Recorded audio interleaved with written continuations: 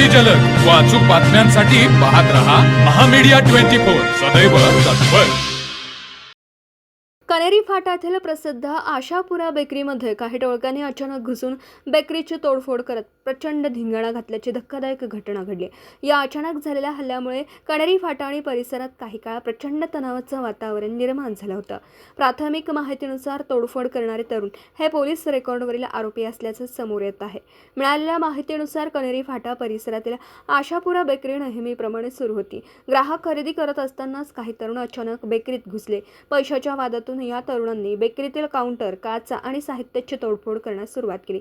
बेकरीच्या कर्मचाऱ्यांना धमकावत त्यांनी दुकानात प्रचंड धिंगाणा घातला। हा प्रकार एवढा अचानक घडल्याने आसपासच्या व्यापारी आणि ग्राहक यांच्यात भीतीचं वातावरण पसरलं। मोडतोड करताना बेकरीतील सीसीटीव्ही फुटेज कैद झाले आहेत। हे तरुण साधेसुधे नसून पोलीस रेकॉर्डवरील आरोपी असल्याची जोरदार चर्चा दिवसभर सुरू होती।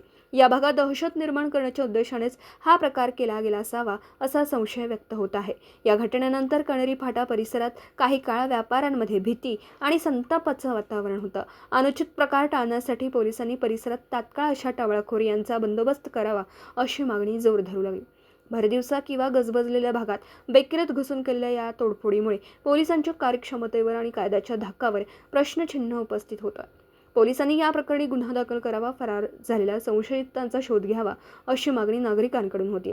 या भाईगिरीचा स्थानिक व्यापाऱ्यांनी तीव्र शब्दात निषेध केला असून अशा गुंडांवर कडक कारवाई करण्याची मागणी केली जात आहे। तर मग चला सबस्क्राईब करायला विसरू नका महामीडिया 24 न्यूज चॅनलला। महामीडिया 24 सदैव तत्पर।